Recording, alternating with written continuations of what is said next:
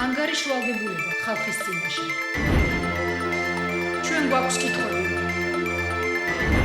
ისინი ვალდებულნი არიან გქონდეთ პასუხები. ჩვენი უფლებაა ვიცოდეთ.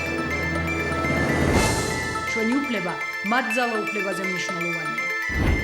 ჩვენ გვაინტერესებს სიმართლე. მათ უნდა აინტერესებდეთ ხალხის აზრი.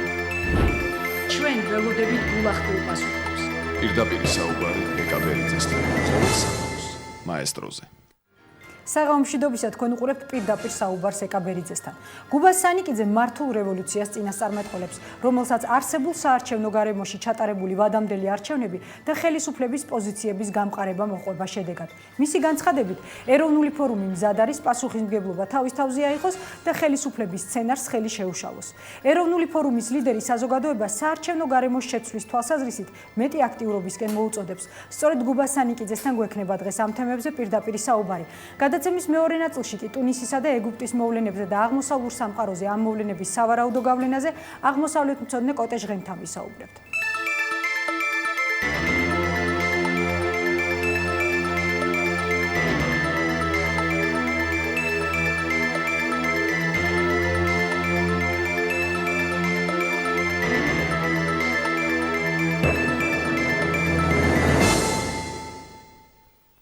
თქვენ უყურებთ პირდაპირ საუბარს, გუბას სანიკიძეა ჩვენი სტუმარი, ბატონო გუბას მოგესალმებით პირდაპირ საუბარს.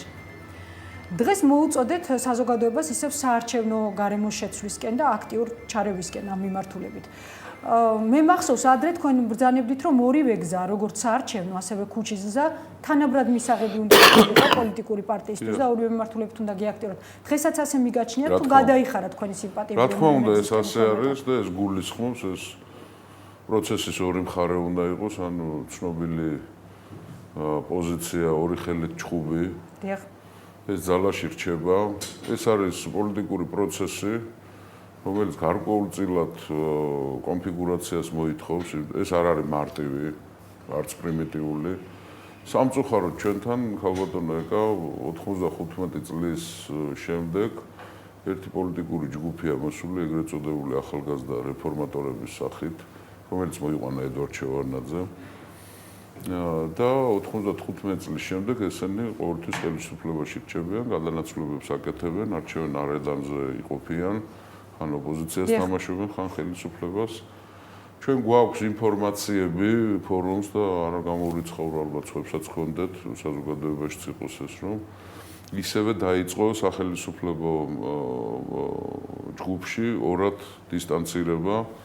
არ არის გამორიცხული სააკაშო. ანუ რეალურ დისტანცირებას თუ ერთი ნაწილი გამოეყოფა, შექმნის ოპოზიციას, დაუპირისპირდება სახელისუფლებო ბლოკს და ერთმანეთში გაითამაშებენ ისევე იმას, როგორც გაითამაშეს 2004-ში. არის დღეს თქვენი აზრით მაგის ნიშნები? როგორ არის? არის კი. მოდით იქნებ დავკონკრეტდეთ, ორი ჯგუფი არის, დავარქვათ ასე, ერთი ბაქრაძის კანდიდატურის გარშემო ხდება, ეს უფრო მერაბიშვილის არის და მეორე მხარეს არის ეგრეთ წოდებული თავისუფლების ინსტიტუტი უგულავას პერსონასთან დაკავშირებით, თუმცა იქაც არ არის მანდამაინც ასე ჩამოყალიბებული, ძალიან გააქტიურებული არის თავისუფლების ინსტიტუტი, ეგრეთ წოდებული ლიბერალები. რა მიმართულებით გააქტიურებას გულისხმობთ? არ არის გამორიცხული, რომ მათ დაიწყონ დისტანცირება მოწყვეტა ხელისუფლებისგან და ოპოზიციაში ჩადგომა, ოღონდ მეორე მხრიდან, ანუ მათ გააკრიტიკონ ხელისუფლება არა იმისათვის, რა რეფორმებიც გატარდა. დიახ. არამედ იმისათვის, რომ ცუდი ხარისხით გატარდა და უფრო რადიკალური ქმედებები იყო საჭირო. აქეთკენ მიდის საქმე, არ არის გამორიცხული, რომ ამ გამორიცხული დარწმუნებული ვარ ჩვენ ამაში, რომ სააკაშვილის წასვლა გადაწყვეტილია, ოღონდ გადაწყვეტილია არჩევნებით.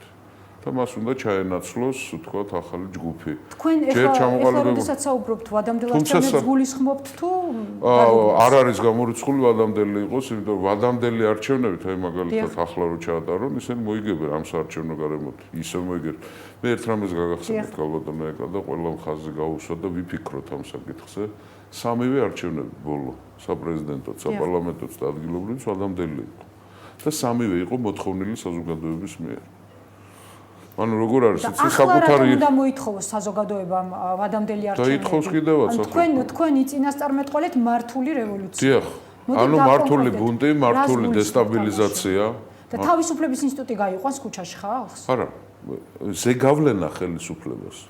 ოპოზიციის გარკვეულ ნაწილზე აქვს პირდაპირი და საზოგადოების გარკვეულ ნაწილზე პირდაპირ ზეგავლენაც აქვს და ირიბის ზეგავლენაც აქვს. მე ახლა ორიგინალური არ ვიქნები ამაში, რომ ხელისუფლება ძალიან სერიოზულად манипулირებს როგორც ოპოზიციით, ისევე საზოგადოების გარკვეული ნაწილი. და ქუჩიდან დაიწყება ეს პროცესი? არ არის, ამას არ აქვს სინამდვილეში მნიშვნელობა, საიდან დაიწყება, როგორ დაიწყება, რა იქნება მაპროვოცირებელი ფაქტორი. ყოველ შემთხვევაში ჩვენ ხედავთ რას, რომ ძალიან გამომწვევად იქცევა ხელისუფლება. ტოლილებთან დაკავშირებით, ვეტერანებთან დაკავშირებით, მიზანდასახულად ხდება. დიახ, რა თქმა უნდა. აწევა, ადუღება სიტუაციის ადუღება ყოველ ვარიანტში ალბათ ქუჩაში შეიძლება მოხდეს, სხვა რადიკალურ შეიძლება. რა თქმა უნდა. მაგრამ აი ესეთ შემთხვევაში ბოდიში უბრალოდ ჩაგეკითხებით, ბუნებრივია მართული რევოლუცია და არც უმართავია მართული ბუნტი არ იქნება. ასეთ შემთხვევაში თქვენ მაინც მომხრე ხართ ქუჩის პროცესების? ეხლა თქვენ თვითონ ამბობთ, რომ რევოლუციაზე საუბრობთ, მართულ რევოლუციაზე. ეროვნული ფორუმი არის დარწმუნებული ერთ საქმეში. ძალიან ღრმად და ძალიან ხანგრძლივი ფიქრის შემდეგ და ანალიზის შემდეგ. საქართველოს ჭირდება რიგ გარეშე არჩევნები, ოღონდ ჭირდება საარჩევნო გარემოს გამოცვლით, იმიტომ რომ ნებისმიერი რიგ გარეშე თუ რიგითი არჩევნები ამას მნიშვნელობა არ აქვს. ნებისმიერ შემთხვევაში ამ ხელისუფლების მიერ იქნება გაყალბება. მოდი ვთქვათ, 95 წლიდან ერთი პოლიტიკური ჯგუფი სულ ხელისუფლებაში რჩება, ვიმეორებ ისე, ხო? და ბევრჯერ გავიმეორებ. რატომ რჩება? ესენი არ არის პოპულარული ხალხი. 95 წლიდან მოყოლილი არც ერთი პოპულარული არ არის, თუ არ ჩავთვლით ახლა სააკაშვილს, რომელსაც გარკვეული პოპულარობა ჰქონდა ერთი პერიოდი, ხო? სულ რჩებენ, რატომ манипулირებენ არჩევნებს და სამწუხაროდ ქართული საზოგადოება და ამ საზოგადოების ნაწილიც არის ოპოზიცია, ხო? ყველა ამ საზოგადოების ნაწილი. ყოველთვის იყო მადევარი ამ პროცესების, კვალში მიმყოლი ამ პროცესების და ვერასდროს კონტრპროცესი ვერ წამოვიწყდა. ისევ გავიმეორებ ჩემ შეკითხვას, ანუ ასეთ შემთხვევაში, როდესაც თქვენ ესეთ პროგნოზს აკეთებთ და გაქვთ გარკვეული არგუმენტები ამასთან დაკავშირებით, მაინც მისაღებად მიგაჩნიათ ქუჩის პროცესი გულისხმობ მანამ ვიდრე არ მოხდება საარჩევნო გარემოს შეცვლა. რა თქმა უნდა, არა, ქუჩის პროცესები მისაღები არის, ოღონდ ეს ქუჩის პროცესები ზუსტად ამ მიმართულებით უნდა იყოს. და როგორ უნდა გავარჩიოთ არის ეს ქუჩის პროცესი? მოთხოვნები რა ექნება? მართული თუ არა? მოთხოვნები რა ექნება? ქუჩის აქციებს თუ ექნება მოთხოვნა, რომ გამოიცვალოს საარჩევნო გარემო, რომ აუცილებელი არის დემოკრატიული პროცესების დაწყება, იძულება ხელისუფლების, ეს ერთი ამბავია. მაგრამ პირდაპირ აპელირება იმაზე, რომ აი სასწრაფოდ დამინიშნეთ რიგ გარეშე საპრეზიდენტო არჩევნებს. ანუ გადადგომის მოთხოვნის შემთხვევაში მიიჩნევთ, რომ ეს ხელისუფლების ეგა როგორ არის იცით? კონსტიტუცია იცით რა პირობებში შედის ახალი კონსტიტუცია თავის ძალმოსილებაში. როგორც კი ახალი პრეზიდენტი დადებს ფიცს, ინაუგურაცია დამთავრდება, მაშინვე მისი უფლებები იზღუდება და ძლიერდება პრემიერის პოსტი. ანუ აქ რა ხდება? ან სააკაშვილი მოგვევლინება, იმიტომ პარლამენტი ესრჩება, იმიტომ ერთად ვერ ტარდება, ხო? სხვადასხვა ვადები აქვს საპრეზიდენტოს და საპარლამენტოს. ან სააკაშვილი მოდის პრემიერ-მინისტრად, ან ვანო ბერაგლიშვილი მოდის, ან გიგა ბოკერია მოდის, ან ნებისმიერ სხვა. ამ შემთხვევაში მნიშვნელობა არ აქვს, ვინ მოდის და ვინ რჩება, ხო? გელი და გლისფერ ძალს შორის ხოვება არ არის. ანუ კიდევ ერთხელ დადგამენ ამას ისე და დაუდგიათ კიდევაც. და მაპატიეთ და გვიყლაპია კიდევაც უყოლას ეს. არაერთ გზის ვიმეორებ 95 წლიდან. ამიტომ ცოტა ანალიზი არის საჭირო. სულ კომბინაციებს ალაგებს ხელისუფლება და ვერასოდეს ქართულმა ოპოზიციამ და ქართულმა საზოგადოებამ კომბინაცია ვერ და. ის იბრალია ეს. პოლიტიკური გამოუცდელობის და პოლიტიკური დაბალი კულტურის ერთი არა, იცით როგორ არის ოპოზიციური პარტიებიც პირმშოა ამ საზოგადოების. ყველა ვართ ამ საზოგადოების პირმში. მე ვიმეორებ ისევ, რამოდენიმეჯერ თქვი დღესაც მინდა თქვენი ეთერით გავიმეორებ. სამწუხაროდ, მაგრამ ეს არის ობიექტურად ასე ჩამოყალიბდა საქართველოში პოლიტიკური კულტურა არის ძალიან დაბალი. ეს არ არის ჩვენი ბრალი, ქართული ხალხის ბრალი, ეს არის ჩვენი ბედუკუღმართობის ბრალი, იმიტომ რომ 2 საუკუნის განმავლობაში ჩვენი თავი არ გვიმართია. და ყველაზე საინტერესო პროცესები და თანამედროვე სამყაროს დღეს რა სახეც აქვს მიღებული ეს ბორო 2 საუკუნის განმავლობაში მოხდა. ჩვენ ამაში მონაწილეობა არ მიგვიღია. მარტივ მაგალითს პარალელს გავავლებთ ესტონელები და ქართველები. კულტურული მემკვიდრეობა ჩვენი განუზომლად უფრო მეტია ვიდრე ესტონელების, ხო?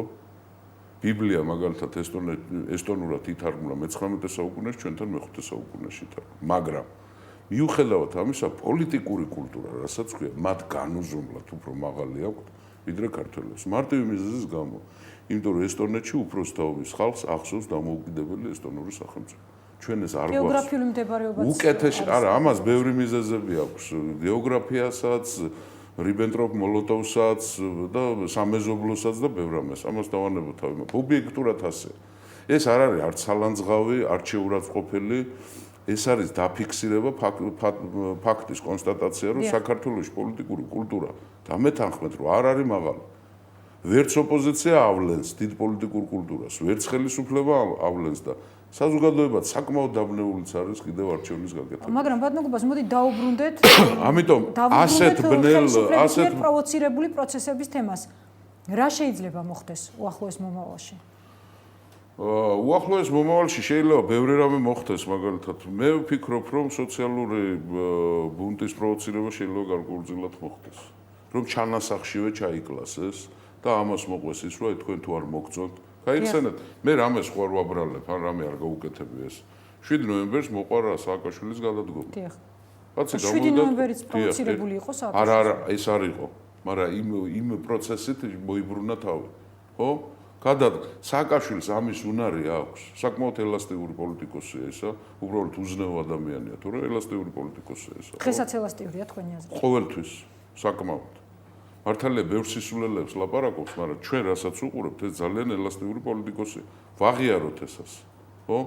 და სამწუხაროდ ვერასოდეს კონტრ პროცესი ვერ წამოიწყო ვერც საზოგადოებამ და ვერც ოპოზიციამ.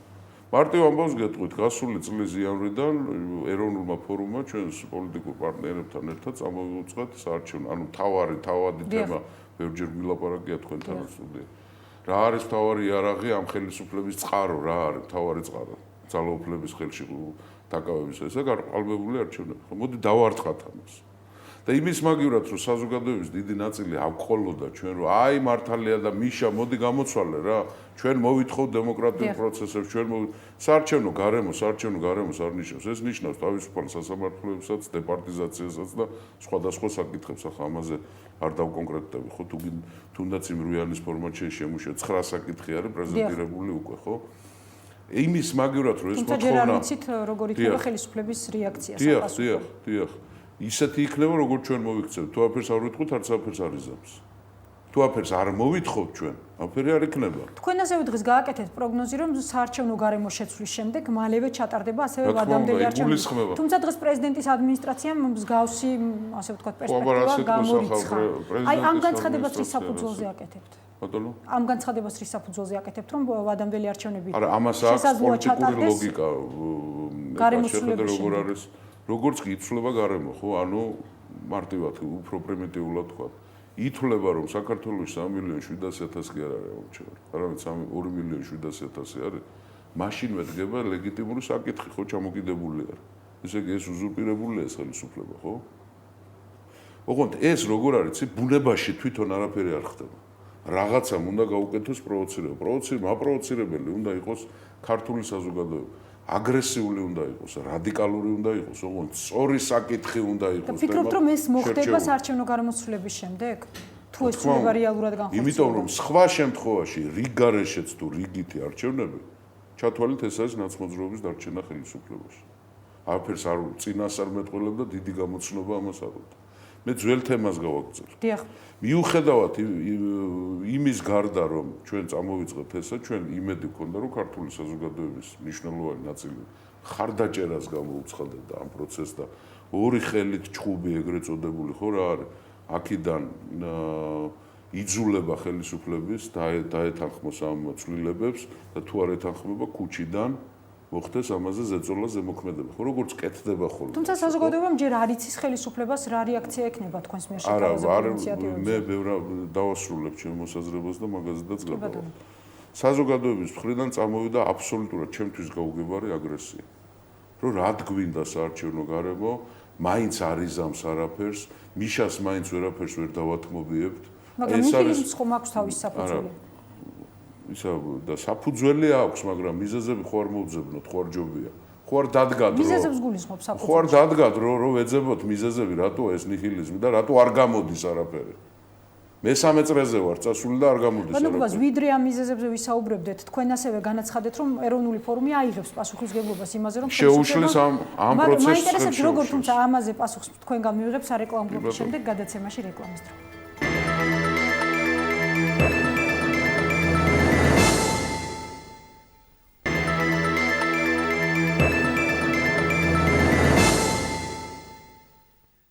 თქვენ უყურებთ პირდაპირ საუბარს გუბას სანიკიძეა ჩემი სტუმარი ბატონო გუბას გავიმეორებ შეკითხვას თქვენ განაცხადეთ რომ ეროვნული ფორუმი შეეცდება შეუშალოს ხელისუფლებას მისი გეგმების განხორციელებაში როგორ რა ბერკეტებით აპირებთ ამას ბერკეტები არის საზოგადოებრივი აზრის შექმნა და ჩამოყალიბება სხვა რა ბერკეტი უნდა იყოს და როგორ უნდა ჩამოყალიბდეს საზოგადოებრივი შეკვეთა როცა არაფერი უნდა ვისაუბროთ ამაზე ღიად და დახურული თემა არ უნდა იყოს ეკა ძალიან ბევრი საუბარია ამ თემაზე რომ ხელისუფლება ახლა გაიყოფა ორად იქიდან ვიღაცა გამოვა ოპოზიციაში არავინ ღიად ამაზე არ საუბრობს და შესაძლებელი იყო თუ არა ხელის შეშლა ბატონო გუბას იგივე თუნდაც ადგილობრივი არჩევნების რა თქმა უნდა მაშინ რატომ არ აიღეთ ეს არა ეს ვიცით როგორ არის პოლიტიკური პროცესის შექმნა ერთ პარტიას არ შეუძლია ეს გამორიცხულია და ვინ ყავთ დღეს პარტნიორები ამ თვალსაზრისით დღეს აქ არის რუალის ფორმატია მაგრამ მაშინ ჩვენ პარტნიორებს თხოვდით რომ იქნებ საარჩევნო გარემო ყოფილიყო მთავარი თემა და მიზეზი ადგილობრივ არჩევნებამდე მაგრამ ვერ დავითანხმეთ ჩვენ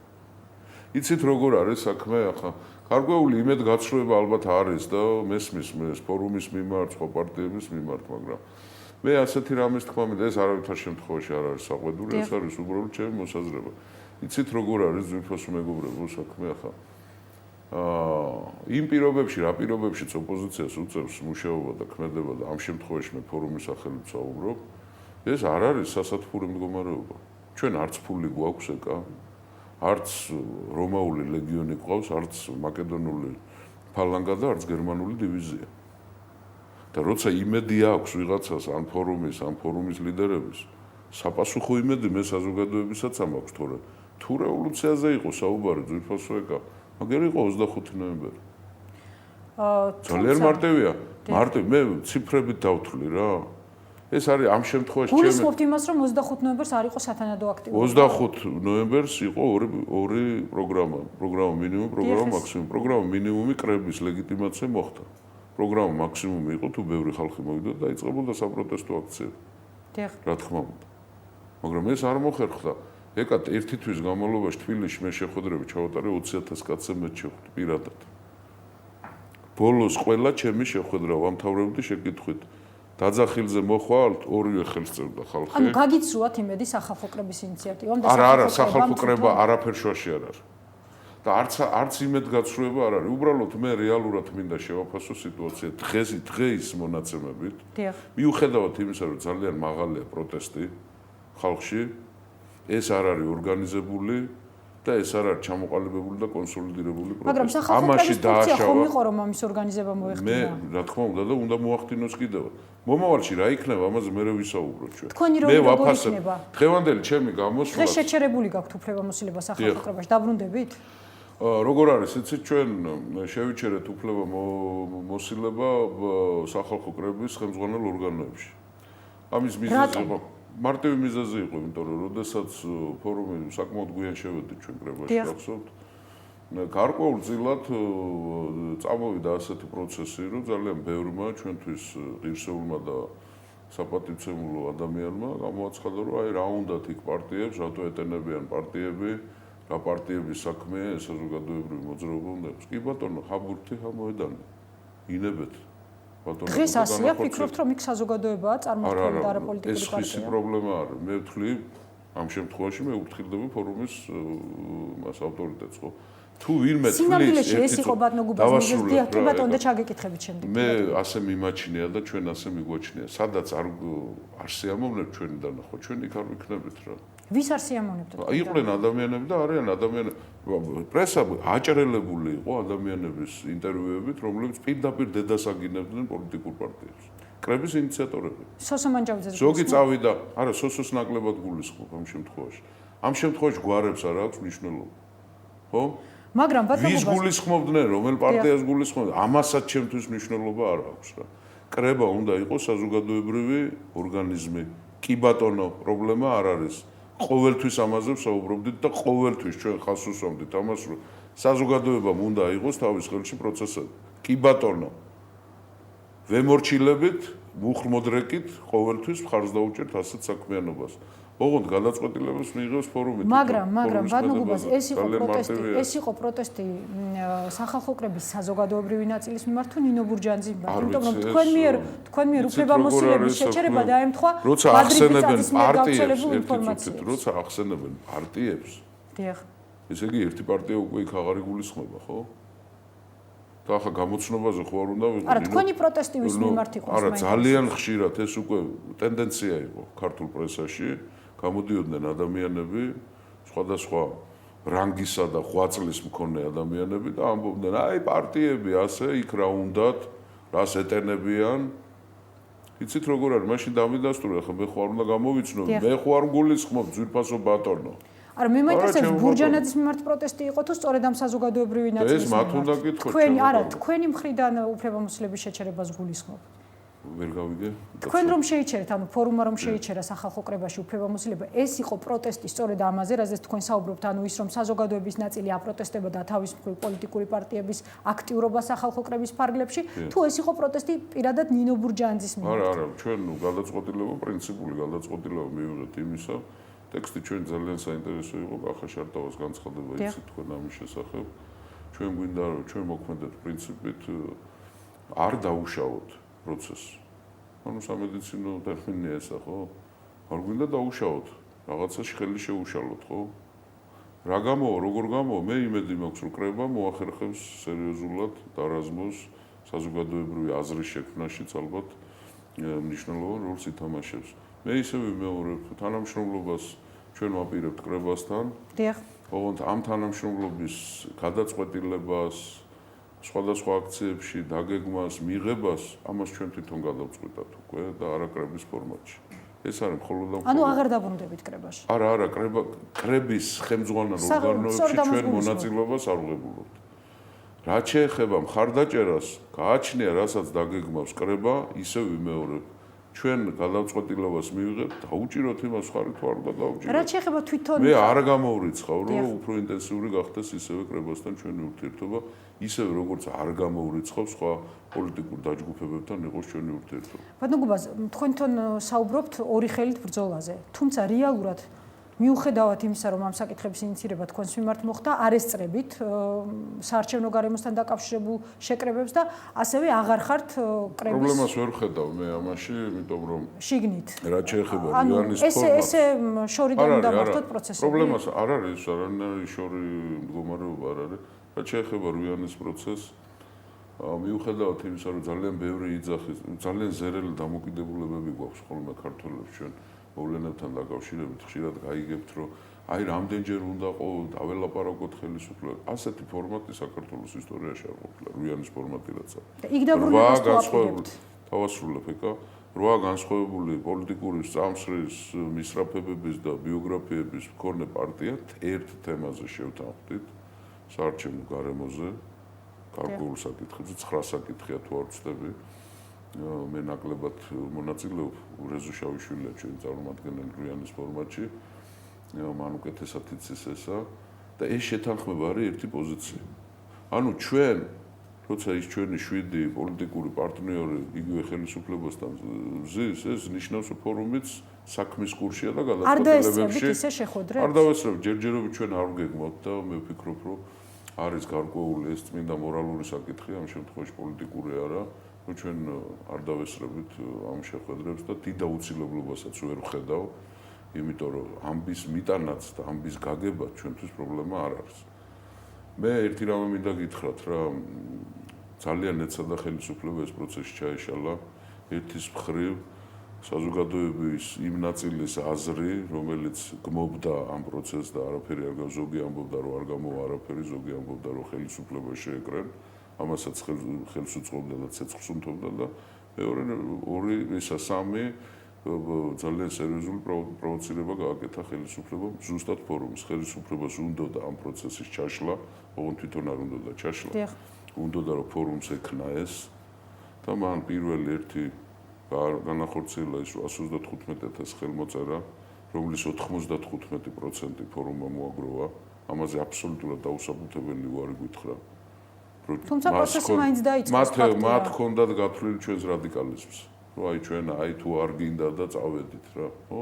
და მეორე ეს იყო ზაზა ჩაკვეტაძე აბსოლუტურად უმიზეზოდ დააპატიმრეს და მესამე დროის გაწევა. დღეს სად არის ზაზა ჩაკვეტაძე? გარეთ არის და ფორუმში. მაგრამ ეს იყო მიზეზი, რომ არესტრებოდით რუიანის შეხვედრებს და მაინც ერთად გადაწყვეტილებას? იცით როგორ არის საქმე? მე ისე ვიმეორებ, ეს არის ფორუმის გადასაწყვეტი საკითხი. მე ვერ ვხედავ ვერანაირ აუცილებლობას. მიზეზი რა არის დღეს? ზაზა ჩაკვეტაძის მიზეზი გასაგები იყო. როგორც იქცევიან, იმის საპასუხო რეაქცია გვაქვს ჩვენ რა. აქ არის მორალური საკითხი, მარტო პოლიტიკაზე არ არის საუბარი რა. ამ შემთხვევაში რას გულისხმობთ ბატონო გუბას მორალურ საკითხში? არაფერი, პრინციპში ჯერ ხელისუფლებას თავისი აზრი არ დაუფიქსირებია საარჩევნო ცვლილებებთან დაკავშირებით. მათთან დავжды და ვისაუბრო რა. ხო, ეს ჩემი სისუსტეა თუ რაც არის, ეს ჩემი უფლება. ამას მე ვერავინ ვერ წამართვებს. ისე ვიმეორებ იმის საჭიროება, რომ აუცილებლად ფორუმი მაგიდასთან იჯდეს, ამის საჭიროება არ არის. იმიტომ რომ იქ არის ჩვენი 7 პარტნიორი, რომელიც ძალიან კარგად და მშვენივრად ახერხებს გაახმოვანოს შეთანხმებული საკითხები და საკმაოდ საინტერესოდაც მიმდინარეობს იქ.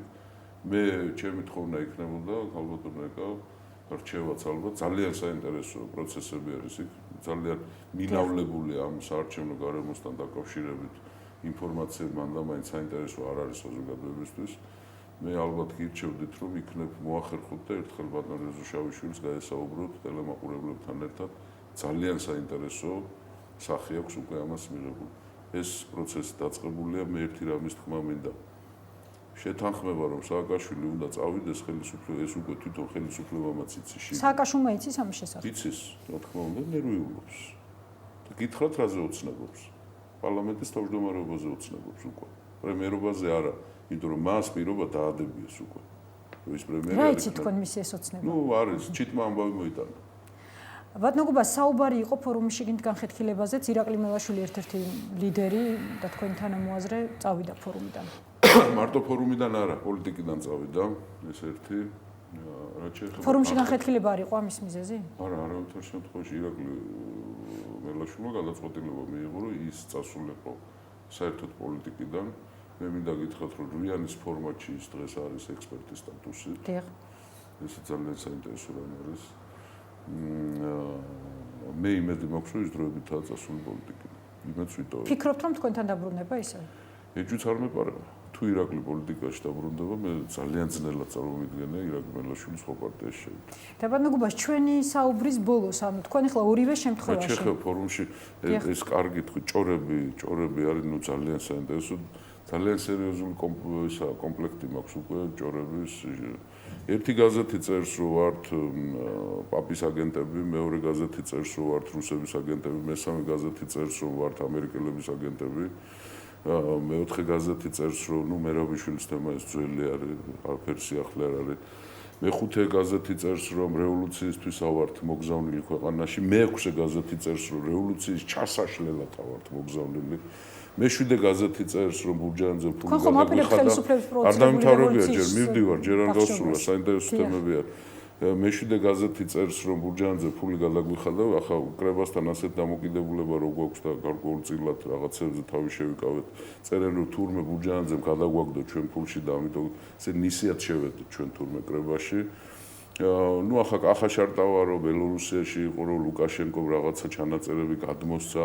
მიხეილ სააკაშვილი ისე საინტერესოა ლუკაშენკო დაგმო ევროპამ და მიხეილ სააკაშვილო მიულოც არჩევნებს ჩვენი ევროპული გზის ფართო ტრასაზე მეტყველებს ხო მე ერთი რამე მინდა ვთხოვო ასეთ ჟურნალისტებს და ასეთ ჭორებს შეთანხმდით რაღაცა ერთ ჭორზე ძვირფასად იმიტომ გამორიცხული ამერიკის არა ნუ ახლა სიმართლე ისე რომ არც ერთის აგენტი არა ვარ რა და თუ ყველას აგენტი ვარ მაშინ უინსტონ ჩერჩილი ვარ თუ ყველასთან მე დავალაგე კათოლიკურ ეკლესიასთან, ევროპასთან, აზიასთან, ამერიკასთან, აფრიკასთან, რუსეთთან, პუტინთან, მედვედევთან, მიშასთან, სულ ყველასთან თუ დავალაგე, მაშინ დაგვიმთავრებია ამბავი და აზე ნერვიულობ.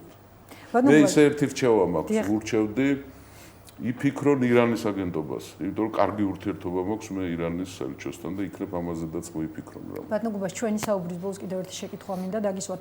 თქვენ პრინციპში საყვედური გამოთქვით საზოგადოების მიმართ ორივე მიმართულებით, როგორც სახალხო კრების, ასევე საარჩევნო გარემოსი. მე მაინტერესებს მაშინ რატომ გაქვთ იმედი რომ საზოგადოებაზე მოახდენ ზემოქმედებას? არა, იმედი არაფრის არა მაქვს, მე უბრალოდ უნდა ვეცადო. და როგორმე უნდა მივაწოდო, ახლა ჩვენ ადამიანები ვართ, საზოგადოება ვართ, ერთმანეთის გვესმის, გარკვეული დობაც უნდა გქონდეს ალბათ, მე ამის იმედი მაქვს და რა გამოვა ეს ახლა მომავლის საქმე. თუმცა თავის მხრივ საზოგადოების წარმომადგენლების მხრიდან გაისმის ხოლმე ძალიან ხშირად. შეიძლება ერთი ადამიანიც კი ვერ დავარწმუნო, ხო? ხშირად გაისმის საყვედური ოპოზიციის მხრიდან. ისინი ამბობენ, რომ ოპოზიციონერება საქართველოში იქცა პროფესიად, სამსახურად და არ არსებობს რეალური მოტივაცია იმისთვის, რომ ოპოზიცია მართლაცულებები მოახდინოს. პოლიტიკოსობაც ასეთ ადამიანებს მინდა უპასუხო პროფესია. საქართველოში გონია საზოგადოების მნიშვნელოვანი ნაწილი საქართველოში პოლიტიკოსობა გონიათ ჰობი და მითო არის ქვეყანა ნანგრევებში. მაგრამ აქვს ოპოზიციას მოტივაცია რეალური ცვლილებების. ერთრამეს დაუკვირდით რა ეს ისე შემთხვევით არ ვარ. ამდენი ლექსი სამშობლოზე, რამდენი საქართველოშია დაწერილი, დედამიწაზე რო შეკრიბოთ ერთად ვერ ნახავთ. და ჩვენი სამშობლო არის ნანგრევებში. იქნებ ვიფიქროთ რა არის ამის მიზეზი. იმიტომ რომ არ არსებობს დავანებოთ დაწყევლილ პოლიტიკოსებს თავი, დაწყევლილი ხალხი ვართ, არ ვარგი ვართ, ტრები ვართ, მოღალატეები ვართ. მოტივაცია თუ გაქვთ რეალური ცვლილებების, ეს არის საზოგადოების თავარი პრეტენზია. ოპოზიციაც და ხელისუფლებაც არის პირმშო ამ საზოგადოების. ახლა მე შეგეკითხებ. აი ოპოზიციაში არ არის საერთო პირი, ვერ მოვიკრიბეთ ერთმანეთს ვლანძღავთ, არ ვარგი ვართ, გაფუჭებული ხალხი ვართ. და საზოგადოებაში არის რაიმე საკითხი ერთი დამისახელოს ვინმე, სადაც საზოგადოება შეთანხმებულია. დღეს ჟურნალისტმა მკითხა და თუმცა პასუხისგებლობები ალბათ პოლიტიკოსებმა უნდა აიღონ პროცესში. მან შემომიბრუნა შეკითხვა, არის ესეთ საკითხი, ესა ტერიტორიული მთლიანობაა, აფხაზეთის და ცხინვალის დაბრუნება გასაგებია. მაგრამ შეკითხვა როგორ? მაგრამ ბატონო გუბას ძალიან მოკლედ, იმიტომ რომ დრო პრაქტიკულად ამოგვეწურვა, ვიზე უნდა იყოს პასუხისგებლობა პოლიტიკურ პროცესებს გულისხმობს საზოგადოებას თუ პოლიტიკურ პარტიებზე? პოლიტიკური პარტიები არის საზოგადოებამ, ჩემო კარგო, რა თქმა უნდა. ჩვენც, მეც, თქვენც, პოლიტიკოსები, ჟურნალისტები, ექიმები, მოჭიდავეები და მწერლები ყველა ვართ საზოგადოება. და საზოგადოება იღებს პასუხისგებლობას, რაც დაემართება ქვეყანას კარგი თუ ცუდი, ეს არის საზოგადოების დამსახურება. და გააყოფა იმისი, რომ საზოგადოება ცალკე არის, ამის მცდელობაც არის. განსაკუთრებით საექსპერტო წრეებში, რომლებიც ბრძენი სახეებით, დელფოს ორაკულებივით დაგიდგებიან გვერდიდან და გაკრიტიკებენ და რო ეკითხები რა გავაკეთოთ, ვერაფერს ვერ შვებიან. და კერძო საუბრებში ყველა გეუბნება რა მაგრები ხართო. დიდი მადლობა. ეს არის. მადლობ თქვენ. გუბას სანიკიძე იყო ჩვენი სტუმარი, გადაცემაში რეკლამის დრო, რეკლამის შემდეგ კოტე ჟღენთან ერთად დავბრუნდებით.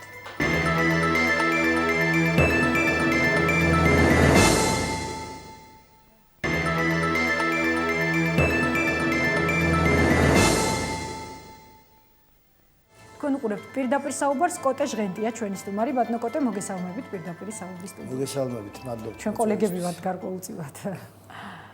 მიხარია აღმოსავლეთ ცოდნეთ რომ მაცხადება ხოლმე, იმიტომ რომ ნამდვილად მიყვარს ჩემი პროფესია განათლებით მიღებული.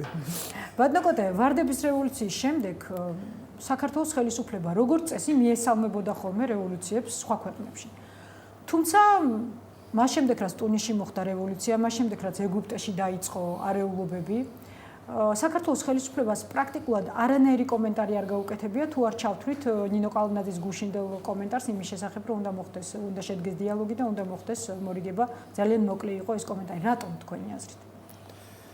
ნუ რა ვიცი, მე მგონია, რომ რევოლუციის განსაზღვრაც ახლა რამდენად გამოდგება მაგ სიტუაციაში, არ ვიცი, მე რაღაც ცოტა სხვანაირად მიმაჩნია რევოლუცია რას ნიშნავს. გადატრიალებაც არ იყო პრინციპში.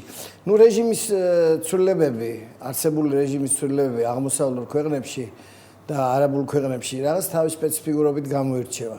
არა მარტო რომ მაჰმადიანური ქვეყნებია, მაგიტომაც და საერთოდ მაგათი ცივილიზაციური თავისებურებებიდან გამომდინარე. ამიტომ აი ირანში მაგალითად ნამდვილად რევოლუცია იყო. თავის დროზე, დიახ.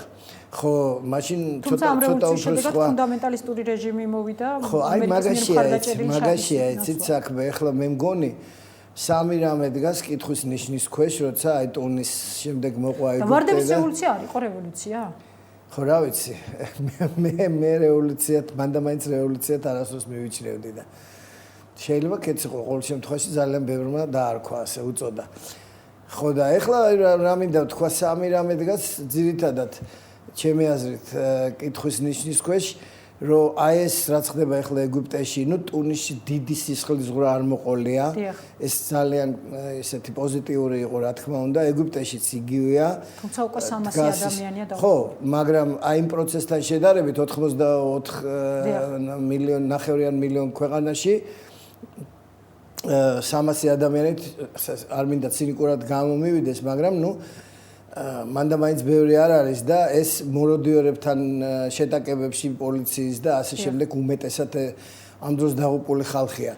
ერთი რომ აი დიდი სისხლისღვრა არ იყოს, არა მარტო ეგვიპტეში, არამედ სხვა ქვეყნებშიაც, ამაზე ალბათ ვისაუბრეთ, შეინიშნება რაღაცა ისეთი მოძრაობები, რომ შეიძლება აყვეს ხალხი, კი არა ზოგიერთ ქვეყანაში აყვა უკვე და გამოსვლები არის.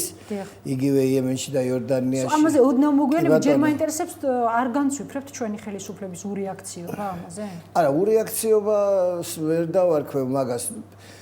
წესით აი იგივე რომ მომხდარიყო დიპლომატიური და ზომიერი რეაქცია. იგივე რომ მომხდარიყო დავუშვათ 2005 2005 წელს უფრო სხვანაირი რეაქცია იქნებოდა ნამდვილად მაგაში დარწმუნებული ხო და აი რატომ?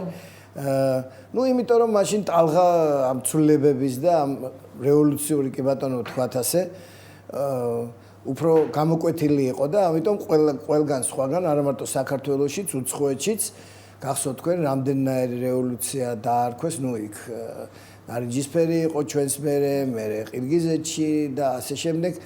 ამიტომ ნუ რაღაცა რევოლუციის ექსპორტიორადაც ითვლებოდა საქართველო. ხო, ზოგიერთი თვლიდა წერდნენ რომ შეიძლება ეს განხორციელდეს, მაგრამ სამაგიეროდ მე ძალიან გამაკვირვა, კი არ გამაკვირვა, უბრალოდ წავიკითხე ერთ-ერთი ამერიკელი პოლიტოლოგის სტატია Washington Times-ში, რომ აი ხო სწორი იყო ჯორჯ ბუშიო, როცა ამბობდა რომ დემოკრატიისკენ უნდა შეტრიალდნენ მაჰმადიანური სახელმწიფოები და ახლო აღმოსავლეთის სახელმწიფოები, სხვა შორის ჩვენი ტალღის გაგრძელება მოიაზრებოდა მაშინ.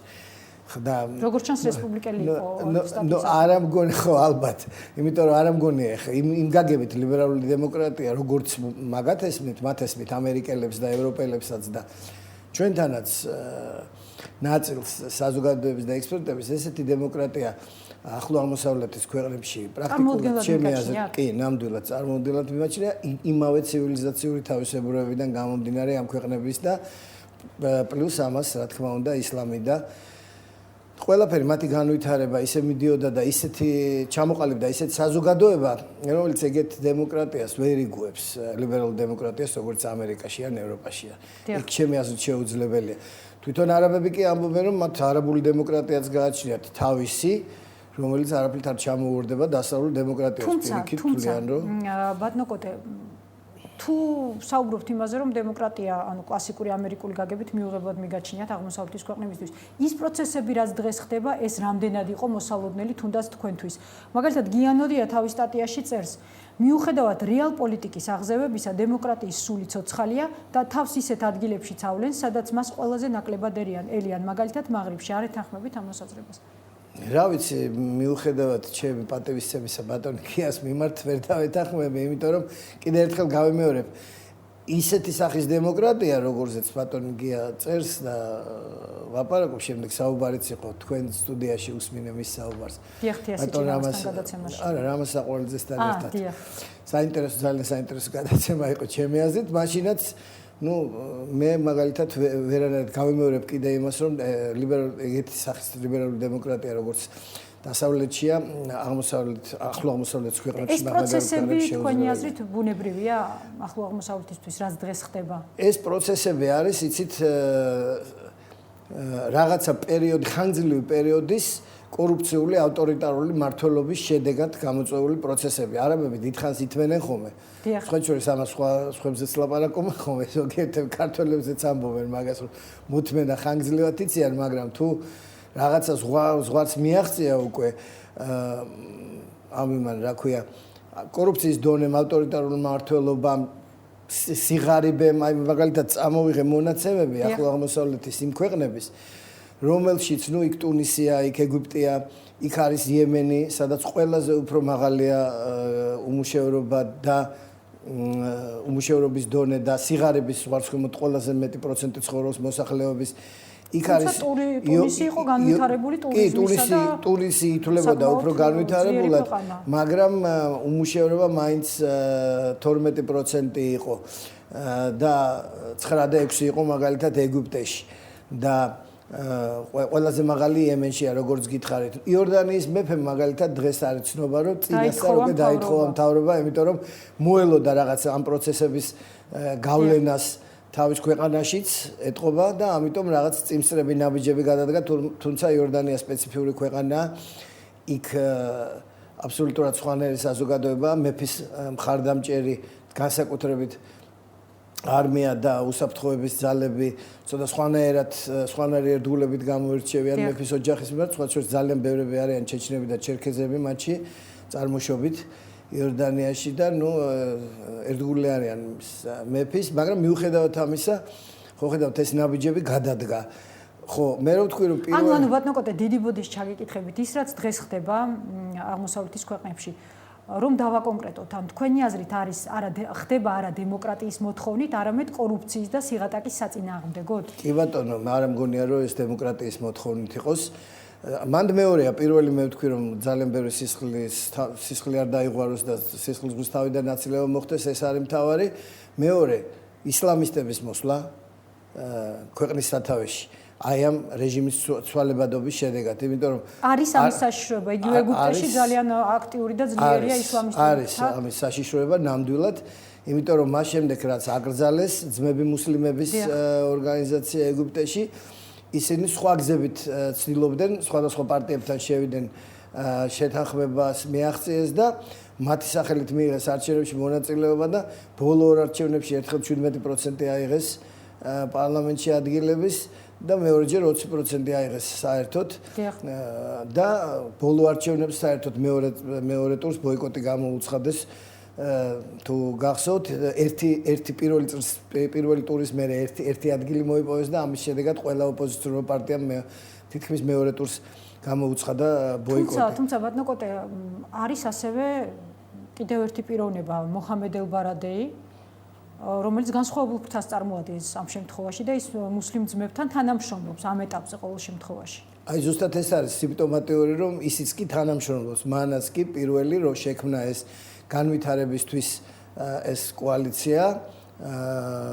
დასავლეთმა გააგზავნა ეს ადამიანი კაიროში?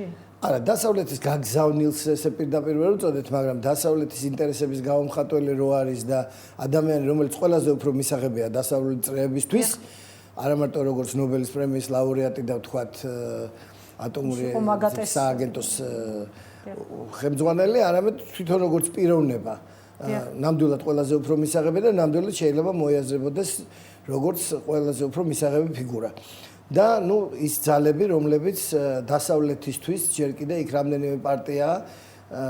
იგივე ბარადეი ბოდიში რომ გაწყვეტინებთ, შეგვიძლია ჩავთვალოთ, რომ გარკვეულწილად გარანტი იქნება იმის, რომ არ მოხდება უარესი რეჟიმის დამყარება ეგვიპტეში თუ არა, თუ არ განაპირობებს ამას, თუნდაც ის მხარდაჭერა, რომელიც მას დასავლეთისგან აქვს. უარეს რეჟიმში თქვენ თუ გულისხმობთ ისლამურ რეჟიმს, ფუნდამენტალისტურ რეჟიმს, ირანის მაგალითს გავიხსენებ ისე. კი ბატონო, მაშინ იქნება ნამდვილად და დასავლეთი ყველაფერს გააკეთებს იმისთვის, რომ იქ ისეთი კოალიცია შეიქმნას, ისეთ კოალიციას დაუჭიროს ხარი, რომელშიც მანდამაინც დიდი დოზით ძმები მუსლიმები წარმოდგენილი არ იქნებიან. და ანუ მაინც მოხდება ასეთ შემთხვევაში დემოკრატიის გაუმჯობესება თუნდაც? მოხდება ნამდვილად რეფორმები გატარდება, ჩემი აზრით, ის ახალი მთავრობა, ჩემი აზრით კოალიციური მთავრობა იქნება აუცილებლად. უკვე არის ეს პოტენციური კოალიციური მთავრობა. კი ბატონო, მაგრამ მე ნუ არჩევნები უნდა ჩატარდეს და რაღაცა დონით გაცილებით უფრო დემოკრატიული არჩევნები, ვიდრე წინა იყო მაგალითად, როცა აი პარტიებმა ბოიკოტი გამოაცხადეს და 80% აიღო მმართველმა პარტიამ, ისეთი აღარ იქნება ნამდვილად. მუბარაკმა აი თავში ვერ დატოვა. ხო, მაგრამ მე მგონია წავა ის როგორ ფიქრობთ? რა ვიცი, მე გავბედავ და გავაკეთებ ესეთ პროგნოზს, რომ მე მგონია წავა. რაღაცნაირად დასავლეთის უცხოეთიც და აი არსებული მდგომარეობაც აიძულებს მას. თუმცა ბრიტანეთის პრემიერ-მინისტრმა მუბარაკს დაუჭირა მხარი 2 დღის წინ. არა, იცით რა არის, მან მხარდაჭერა არ არის. ცდილობენ რომ ეს ყველაფერი დამთავრდეს მოლაპარაკებით მუბარაქსა და ოპოზიციურ ძალებს შორის. ის ჯერ კიდე არსებული პრეზიდენტია, ჯერ არც ქვეყანა დაუტოვებია, არც გადადგომაზე არ გაუკეთებია განცხადება, ამიტომ ელემენტარული დიპლომატიური ეტიკეტი მოითხოვს, რომ სახელმწიფომ ჯერჯერობით ესეთი ურთიერთობა, ესეთი პოზიცია დაიკავოს. ანუ რომ მშვიდობიანად გადადგეს და ქონდეს გარკვეული გარანტიები. კი ბატონო. ალბათ ეს მშვიდობიანად და გარკვეული გარანტიების საფასურად. ბატონო, საინტერესოა ამერიკის შეერთებული შტატების პოზიცია და პოლიტიკა მსგავს ცვლილებებთან მიმართებაში. გულისხმობ ყოფილ ადმინისტრაციას, ანუ ბუშს და გულისხმობ ამჟამინდელს, ანუ ობამას ადმინისტრაციას. განსხვავებები მათ ხედვებში და მოქმედებებში. მოქმედებებში განსხვავებები იქნება აუცილებლად, იმიტომ რომ აი თუნდაც ის რაზეც მე ვთქვი, რომ რაღაცნაირი ისეთი შეხედულება, რომ შესაძლებელია ახლო აღმოსავლეთის ქვეყნებში და რეჟიმებში ვთქვათ, შეიცვალოს ეს რეჟიმები და დემოკრატიული რეჟიმებად ჩამოყალიბდეს, მე მგონი ესეთი შეხედულება იდეალისტური თუ რა უწოდო ამას ობამას ადმინისტრაციას არ ექნება, უფრო პრაგმატული შეხედულება ექნება იმაზე თუ რა შეიძლება მოხდეს, თუ როგორი ძალები შეიძლება მოვიდნენ ქვეყნის სათავეში, თუნდაც ეგვიპტეში იგივე. ან და ტუნისში მაგალითად აი თუ ნახეთ თქვენ ახლა ჩავიდა ლიდერი ისლამური პარტიის, რომელიც აკრძალული იყო ტუნისშიც და თვითონ იმყოფებოდა საზღვარგარეთ და პირველივე განცხადებები იმის იყო, რომ როგორ გეკადრებათ ჩვენ დემოკრატიას არანაირ საფრთხეს არ შევუქმნით, ქალებს არანაირი საფრთხე არ ემუქრებათ, ქალებს ასე შემდეგ და ასე შემდეგ, მაგრამ არ ამგონია რომ ეხლა ესეთი განცხადებები იმის ბოლომდე სჯეროდეს, იმიტომ რომ მაინც როცა ძალაუფლებაში მოდიან, მაინც ისლამური რეჟიმები განსხვავდებიან სხვა რეჟიმებისგან, თუნდაც აღმოსავლური დემოკრატია უწოდოთ იმ სხვანაირ რეჟიმებს. ამიტომ ეს ობამას ადმინისტრაციას მე მგონია უფრო ექნება უფრო პრაგმატული და უფრო ესეთი პოზიცია. ანუ თქვენი აზრით ამ მოვლენების უკან არ დგას კონკრეტული ქვეყანა, დაუშვათ იქ ამერიკის შეერთებული შტატები, ან ქვეყანათა ჯგუფი? ლოკალურია ეს მოვლენები? მე მგონია რომ არა, ლოკალური ხა თუ მთელ რეგიონს არა, გულისხმობ ზეგავლენის თვალსაზრისით ამ შემთხვევაში დასავლეთიდან. არა, მე არ მგონია რომ აი ამ პროცესებს ტუნისში რაც მოხდა, ეხა ეგვიპტეში რაც ხდება, აი შემდეგ მოულოდნელი იყო ეს იგივე ამერიკის ადმინისტრაციისთვის? იცით რა არის, მოულოდნელი არ იქნებოდა, იქ მუშაობს თქვათ საელჩოც არის, საელჩოს წარმომადგენლები არიან, ფინანსური და ბიზნესების წარმომადგენლები არიან, სპეცსამსახურები მუშაობენ და ისინი ადევნებენ ამას ყველაფერს თვალყურს. და არ მგონია რომ იქ რომელიმე თქვათ გაგზავნილ, არ ვიცი ახლა ვიკილიკსში თუ გამოჩნდება კიდე ძველი იქიდან გაგზავნილი დეპეშები რეგიონიდან, მაგრამ არ მგონია რომ იქიდან გაგზავნილი არ ყოფილიყო, რომ აი ეგვიპტელი ხალხი 30 წლიან მმართველობას მუბარაკის უკვე ასე ვთქვათ, როგორ ვთქვა, კარგად ყელშია გამოსული და სადღაც შეინიშნებოდა სიმპტომები იმის, რომ იმის ფონზე, რომ სოციალური ეკონომიკური მდგომარეობა ქვეყნის დაბალი ფენების სოციალური მდგომარეობა მთლად კარგი არ იყო და ასე შემდეგ, რომ ეს როდისღაც ვის მხარეზე დღეს თქვენი აზრით ობამას ადმინისტრაცია? რას გულისხმობთ, ვის მხარეზეა? მუბარაკს და მის ოპოზიციას. არა, მუბარაკს, აი შეეცდება, მე ასე მგონია, რომ შეეცდება, რომ მშვიდობიანად მუბარაკი წავიდეს და მოვიდეს ზომიერი კოალიცია, რომელშიც წამყვანი ძალა არ იქნება ძმები მუსლიმები. კარგი, და აი ამ პროცესების ზეგავლენა დანარჩენ აღმოსავლურ სამყაროზე როგორ იქნება? ზეგავლენა უკვე არის, როგორც თქვით. და ის რეაქციაც რაც მე ვთქვი აბდალახის იორდანიის მეფის მიერ მთავრობის დათხოვნა თუნდაც და განცხადებები თუნდაც ისეთი ლიდერის როგორც კადაფია ან ისეთი ლიდერების ან იმ ქვეყნების ისეთი ქვეყნების მაღრიბის იგივე ქვეყნების როგორც მაროკოს ხელმძღვანელობა ამ მოვლენებთან შედარებით ეს უკვე მიანიშნებს ჩემი აზრით იმას რომ ამან გამოიწვია უკვე რაღაცა გონებაში და ქცევაშიც ლიდერების არა მარტო მაღრიბის, არამედ ახლო აღმოსავლეთის, რომ რაღაცა შესაძლებელია, რომ მათ იგივე საფრთხე არ შეექმნათ რაც მოხდა ტუნისში, როგორც მოხდა ცვლილება რეჟიმის და აი როგორც ხდება ახლა ეგვიპტეში. ბატონო კოტე, დღეს ასევე ევროკავშირის წარმომადგენლის კეტრინ ეშტონის განცხადებაც გავრცელდა იმის შესახებ, რომ ევროკავშირი დახმარებას პირდება ეგვიპტეს დემოკრატიზაციის პროცესში. თუმცა თავს იკავებს ხოსნი მუბარაკის მიმართ პოზიციის დაფიქსირებისგან. ნიშნავს თუ არა ეს იმას, რომ ევროკავშირი ამ რეჟიმის შეცვლას პრინციპში მიესალმება? ეს არის იგივენაირი, როგორც მე ვთქვი, დიპლომატიური განცხადება, ზომიერი განცხადება, რომელშიც ჩანს ის, რომ დროა მუბარაკი წავიდეს, მაგრამ ამას პირდაპირ არ ამბობენ და შეიცვალოს ამდენი წლის რადასამალი ავტორიტარული მმართველობა ცოტა უფრო ზომიერი რეჟიმით და ზომიერი უკეთესი მმართველობით, ასე ვთქვათ, დემოკრატიის თვალსაზრისით. და მე მგონია, რომ ევროკავშირსაც ზუსტად ესეთი პოზიცია უკავია. ბატონო კოტე, და კიდევ ერთი ჩვენი საუბრის ბოლოს პოლიტოლოგი გიანოდია რადიო თავისუფლების ვებგვერდზე გამოქვეყნებულ სტატიაში გარკვეულ პარალელს ავლებს ტუნისსა და საქართველოს შორის. ისევე როგორც ბენალისა და სააკაშვილის შორის. თქვენ ხედავთ ასეთ კავშირს? იცით რაშია საქმე, თუ გავითვალისწინებთ იმას, რომ სოციალურად ჩვენ საზოგადოებას მანდამაინც არ ულხინს, საკმაოდ დიდი ნაწილი საქართველოს მოსახლეობის, როგორც თვითონ მთავრობა აღიარებს, სიღარიბის ზღვარცქვემოთ არის, ინფლაციის საკმაოდ დიდის და პერსპექტივებიც ძალიან ბევრი ექსპერტის არ მარტო ქვეყნის შიგნით, არამედ გარეთაც პერსპექტივებიც მანდამაინც კარგი ჩვენი ეკონომიკის უახლოეს მომავალში არ ჩანს. შეიძლება ამ ხრივ შევადაროთ, რომ ბოლოს და ბოლოს საზოგადოება მივიდეს იმ დონემდე, უმუშევრობის დონე დამავიწყდა, ასევე ჩვენთან საკმაოდ მაღალია. ყველა აქცენტირება ტურიზმზე. კი ბატონო, მაგრამ ტურიზმის ჩვენ ეგვიპტეს მე დარწმუნებული ვარ, ტურიზმის განვითარების დონე დიდი ხანი ვერ დავეწევეთ და იმიტომ რომ ეგვიპტე კარგად მოგიხსენებათ თუ რა დონის ტურისტული ინფრასტრუქტურა ეგვიპტეში განვითარდა და ვერ უშველა ამ ტურიზმის განვითარებამ. თუმცა დღეს უსმენდი ერთ-ერთ ქალბატონს იქიდან ჩამოსულს, რომ შარმ-ელ-შეიხში აბსოლუტურად არაფერი არ ხდება, თავისუფლად შეიძლება იქ წასვლა, მაგრამ საქმე იმაშია, რომ ესეთი პროცესები, რა თქმა უნდა, გავლენას აუცილებლად იქონიებენ ტურისტულ ინდუსტრიას და უკვე იქონიეს.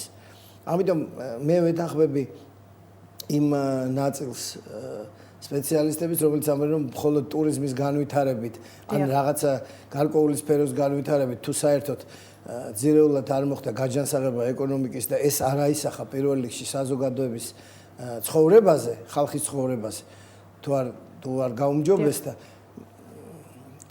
ეს შეიძლება თეორიულად შესაძლებელია, რომ როდესღაც მიაღწიოს დუღილის დონეს ტემპერატურას. მადლობთ. მადლობთ თქვენ. კოტე ჟღენტი იყო ჩვენი სტუმარი, დღეს ამით გემშვიდობებით, ღამემშვიდობისა, ხვალად საძე შევხვდებით ერთმანეთს.